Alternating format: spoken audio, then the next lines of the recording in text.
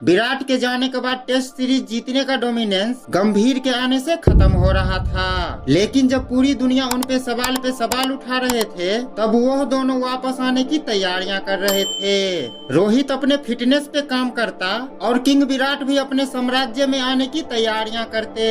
आप तबाही का मंजर देखो। जिस साम्राज्य को बनाने में इतने साल लगे, अब वही साम्राज्य पूरी तरह से खत्म हो चुका था।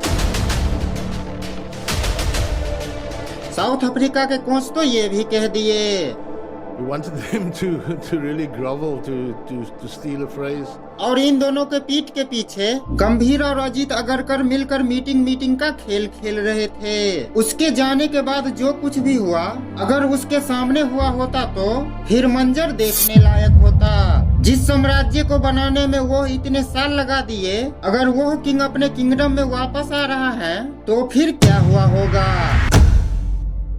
विराट कोहली द्वारा बनाए गए वो साम्राज्य गौतम गंभीर के आने से वो अब पूरी तरह से खत्म हो चुकी थी। उसके कप्तानी में बनी वो साम्राज्य अब पूरी तरह से खत्म हो रहा था। सदियों से चला आ रहा वो सीरीज जीतने का सिलसिला अब वो खत्म हो चुका था। पहले न्यूजीलैंड और फिर साउथ अफ्रीका इंडिया को इंडिया में व्हाइट वॉश कर रहा था। साउथ अफ्रीका के कोच तो इंडिया को इंडिया में गिड़गिड़ाने तक को भी कह दिया। We wanted them to really grovel, to steal a phrase. इस बयान के बाद भी गंभीर कुछ नहीं बोलते और अजीत अगरकर के साथ मिलकर रोहित और विराट को हटाने में लगे थे। लेकिन गंभीर ये भूल चुके थे कि इन दोनों को जितना छेड़ोगे उतना ही खतरनाक होता जाएगा। गौतम गंभीर कभी बॉलर को बैटर बना रहा था तो कभी बैटर को बॉलर। टीम इंडिया ने इंडिया में सीरीज तो हार ही चुकी थी और WTC के पॉइंट्स टेबल में लगातार नीचे जा रहा था। ये सीरीज तो एक्सपेरिमेंट के भेंट चढ़ चुकी थी, लेकिन गौतम और अजीत मिलकर इन दोनों को टीम से बाहर करने की तैयारियां कर रहे थे। हर सुबह एक न्यूज आ रही थी कि रोहित और विराट 2027 के वर्ल्ड कप खेल भी पाएगा कि नहीं। टेस्ट में लगातार टीम इंडिया हार रहे थे, उस पर कोई भी सवाल और मीटिंग नहीं था और ये मीटिंग का खेल सिर्फ रोहित और विराट के नाम पे चल रहा था। और क्या फिर वही होना था जो गंभीर कभी सोचा नहीं होगा। साउथ अफ्रीका ने टेस्ट सीरीज तो जीत चुके थे, लेकिन उनके कोच का ये बयान और इस बयान का बदला रोहित और विराट ऐसे लेगा, ये कभी सोचा तो नहीं था। इस मैच का इंतजार संपूर्ण भारत कर रहा था, क्योंकि ये मैच हार और जीत की नहीं थी। ये मैच था उस अपमान के बदले का। इस सीरीज का पहला मैच रांची में खेला जाना था। टॉस हुआ और ये टॉस साउथ अफ्रीका ने जीतकर पहले बॉलिंग किया। टीम इंडिया की तरफ से ओपनिंग करने आते हैं यशस्वी जायसवाल और रोहित शर्मा।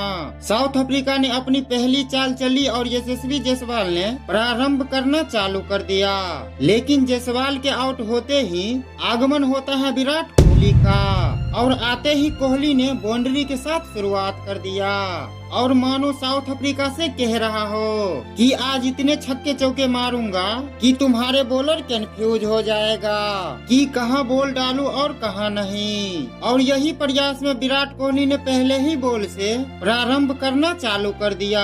उस दिन मानो एक अलग ही अंदाज में बैटिंग कर रहे थे। उसके बल्ले से जब अर्धशतक आता है तब दूसरे छोर पर खड़े रोहित ने भी अपने अंदाज में रन कूटना प्रारंभ कर दिया और देखते ही देखते 20 ओवरों में 150 रन हो गया और इस मैच में विराट कोहली का शतक आता है और ओडीआई में 52 शतक लगा देता है। और विराट कोहली मानो गंभीर से ये कह रहा हो, करिए मीटिंग खेलिए मीटिंग। टीम इंडिया ने साउथ अफ्रीका को 349 रनों का टारगेट देता है। साउथ अफ्रीका टारगेट को पीछा करने आते तो हैं, पर शुरुआत कुछ खास नहीं होता, लेकिन फिर उन्होंने पलटवार करते हैं और 332 रन बना देते हैं। लेकिन ये मैच साउथ अफ्रीका मात्र 17 रनों से हार जाते हैं, परंतु उसकी लड़ाई अभी खत्म नहीं हुआ था।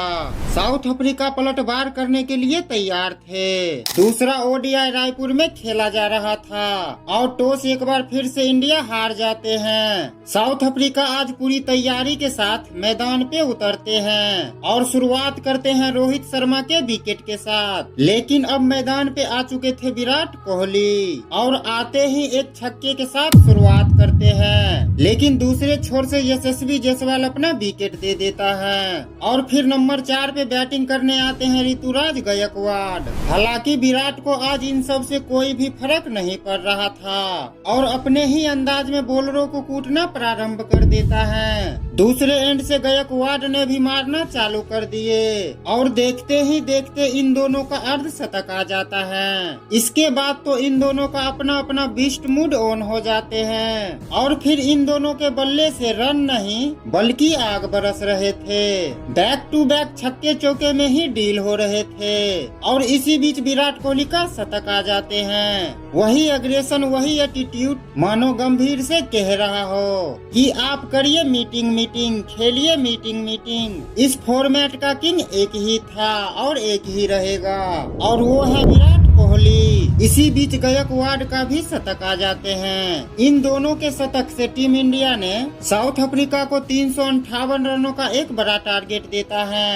हालांकि साउथ अफ्रीका आज अलग ही माइंडसेट के साथ बैटिंग करने आते हैं। हालांकि अर्शदीप ने डिकॉक को 8 रनों पे ही पवेलियन भेज देता है, लेकिन मार्करम का इंटेंट नहीं बदलने वाला था और फिर 19 बॉल पर 110 रन मार देता है और फिर बबूमा ने 46, ब्रेविस ने 54, मैथ्यू ब्रिकजेल ने 68 और बचे हुए काम कॉर्बिन बोस ने आके कर दिए। नतीजन इंडिया ये मैच हार जाते हैं और साउथ अफ्रीका इस सीरीज को 1-1 पे लाके खड़ा कर देता है। इस रन चेज के पीछे का कारण था गंभीर के 2 सबसे महान बॉलरों का। थर्ड ओडीआई मैच खेला जाना था विशाखापट्टनम में, जो कि डिसाइडर मैच होने वाला था और फिर टॉस होता है और ये टॉस इंडिया जीत जाते हैं। साउथ अफ्रीका पिछले रन चेज के तरह ही फर्स्ट विकेट जल्द ही खो देता है, पर डिकॉक और बबूमा मिलके ताबड़तोड़ शुरुआत करते हैं और देखते ही देखते डिकॉक ने सेंचुरी मार देते हैं और बबूमा ने 48। इन दोनों को देख के लग रहा था कि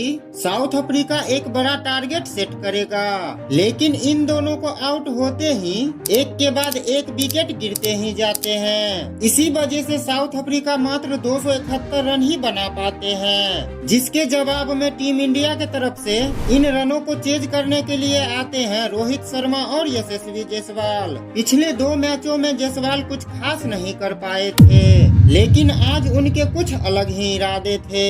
जहां रोहित शर्मा अपने बल्ले से रन बरसा रहे थे, वहीं जायसवाल अपने फॉर्म को तलाश रहे थे, क्योंकि पिछले 2 मैचों में उनके बल्ले से रन नहीं आए थे और फिर धीरे धीरे रन बनाना चालू करते हैं। उधर रोहित बैक टू बैक छक्के चौके मार रहे थे, जिससे जायसवाल के ऊपर कोई प्रेशर न हो। इसी बीच रोहित के बल्ले से हाफ सेंचुरी आते हैं और फिर क्या जायसवाल भी अपने अंदाज में 50 पूरा करते हैं और उसके बाद बैक टू बैक बाउंड्री में ही डील करते हैं। तभी रोहित शर्मा आउट हो जाते हैं, पर जाने से पहले आधा काम कर चुके थे। फिर मैदान में आते हैं विराट कोहली और आते ही अपना इंटेंट क्लियर कर देता है और जायसवाल के साथ मिलकर ताबड़तोड़ शुरुआत करते हैं। विराट के हर रन हर बाउंड्री में वो अग्रेशन दिख रहा था और वही अग्रेशन के साथ अफ्रीकन बॉलरों को कूटना प्रारंभ कर चुके थे